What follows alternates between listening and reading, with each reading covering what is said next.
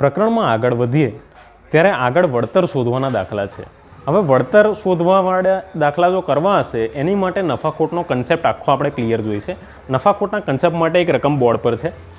મિહિરે Smith પાસેથી 5,000 રૂપિયામાં mobile ખરીદ્યો. આ મોબાઈલ પર તેણે 100 રૂપિયાનો ટફન ગ્લાસ નખાવ્યો. માર્કેટમાં કેટલાનો આવે છે નથી ખબર. અને સચિનને 4,000 રૂપિયામાં વેચી દીધો. તો મિહિરને કેટલા રૂપિયા નફો કે નુકસાન થયું? હવે આ પ્રકારના દાખલામાં આપણે ધ્યાન કઈ બાબતો રાખવાની છે? પહેલામાં પહેલું આ 5,000 રૂપિયા શું છે? એ છે મોબાઈલ ખરીદ્યો છે. જ્યારે પણ ખરીદ્યો શબ્દ આવે, કોઈ પાસેથી લીધો આવે, સચિને ધારો કે 5 રૂપિયાની પેન લીધી, મિહિરે 10 રૂપિયાની પેન ખરીદી, તો આ બધી જ તમારી થાય મૂળ કિંમત અથવા ખરીદ કિંમત. અહીંયા તમારી મૂળ કિંમત છે 5,000. આ મોબાઈલ પર તેણે 100 રૂપિયાનો ટફન ગ્લાસ નખાવ્યો. હવે અહીંયા સમજવાનું શું છે કે 5,000માં ખરીદ્યો છે સ્મિથ પાસેથી, પણ આ 100 રૂપિયા સ્મિથને નથી આપ્યા. આ 100 રૂપિયા ખર્ચો એમણે પોતે કર્યો છે. કોણે? મિહિરભાઈએ. આ મિહિરભાઈનો પોતાનો ખર્ચો છે. કેટલો? 100 રૂપિયા. આ જે મૂળ કિંમત ખરીદવા પર બીજો ખર્ચો જે થાય એક્સ્ટ્રા, ધારો કે કોઈ જગ્યાએથી વસ્તુ લીધી, હવે એ ટ્રાન્સપોર્ટ કરવાની છે, બીજી જગ્યાએ લઈ જવાની, તો એ જે ભાડું આપવું પડે એ ખર્ચાને તમે ખરાજાત તરીકે ઓળખશો.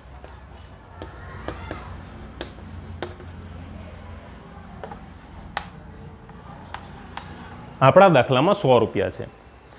હવે પડતર કિંમત એટલે શું? મૂળ કિંમત અને ખરાજાતને ભેગી કરો પ્લસ કરો એટલે પડતર કિંમત. આ આપણે ગોખવાની જરૂર નથી. આપણે યાદ કઈ રીતે રાખશું? મૂળ કિંમત 5,000 એ તમે મિહિરભાઈએ સ્મિથભાઈને આપ્યા. 100 રૂપિયા ખરાજાત છે, એ એક્સ્ટ્રા ખર્ચો થયો. એટલે મિહિરભાઈએ સ્મિથભાઈને ભલે 5,000 આપ્યા, પણ 100 રૂપિયા એમને તો ખર્ચો ચડ્યો જ છે. એટલે આપણને ટોટલ વસ્તુ લાવવામાં જેટલો ખર્ચો પડ્યો, ટોટલ ખર્ચો, મૂળ કિંમત તો ખરી જ, એ સાથે એની પર લાગતો ખર્ચાનો સરવાળો થઈને જે થયું એ તમારું થયું મૂકી વત્તા ખરાજાત તમારી પડતર કિંમત થાય. આ દાખલામાં 5,000ની અંદર 100 એડ કરો તો કેટલા થાય? એ તમારી પકી થાય. ₹5,000 વત્તા ₹100 એ ₹5100 તમારી પડતર કિંમત થાય. હવે શું છે કે 4,000માં વેચી દીધો. અગત્યની લાઈન આ છે, વેચી દીધો. જ્યારે પણ વેચી દીધો શબ્દ આવે, કોઈને આપી દેવું, વેચી દીધું, આ શબ્દો તમારી બતાવે છે વેચાણ કિંમત. અહીંયા આ દાખલામાં વેચાણ કિંમત તમારી બને છે 4,000. વે ડોટ કી એટલે વેચાણનો વે અને કિંમતનો કિમ એમ રીતે બધે લખેલો છે. મૂળ કિંમત મૂકી, ખરાજાત, પડતર કિંમતનું પકી, આ વેકી. તમારી વેકી થાય છે 4,000. હવે એવું પૂછ્યું છે કે મિહિરને કેટલા રૂપિયા નફો કે નુકસાન થયું? એક વસ્તુ યાદ રાખી લઈશું. જ્યારે પણ મૂળ કિંમત અથવા પડતર કિંમત કરતાં વેચાણ કિંમત ઓછી તો નુકસાન થશે, ખોટ જશે. અને જ્યારે વેચાણ કિંમત પડતર કિંમત કે મૂળ કિંમત કરતાં વધુ તો ફાયદો થાય.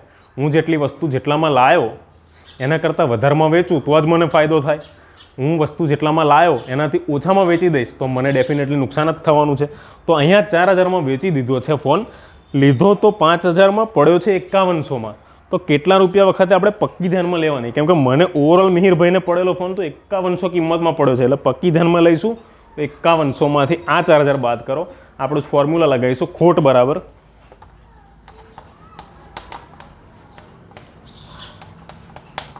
પકી ઓછા વેકી. મોટામાંથી જ નાનું બાદ થશે એટલે પકી ઓછા વેકી લખ્યું છે. ઇનકેસ વેચાણ કિંમત મોટી હોય તો નફો થતો હોય, નફા માટે તમારું વેકી આગળ આવી જશે. 5100 ઓછા 4,000 તમારો જવાબ આવશે 1,100 રૂપિયા. તો મિહિરભાઈને 1,100 રૂપિયાનું અહીંયા નુકસાન જાય છે, 1,100 રૂપિયાની ખોટ જાય છે. આ બેઝિક કન્સેપ્ટ માટે આપણે આ દાખલો લીધો છે, જેનો આપણે આગળ વળતરના કન્સેપ્ટ માટે ધ્યાનમાં લઈશું. જો કોઈ ક્વેરી હોય તો કમેન્ટ બોક્સમાં નાખજો, આપણે જોઈ લઈશું. Thank you.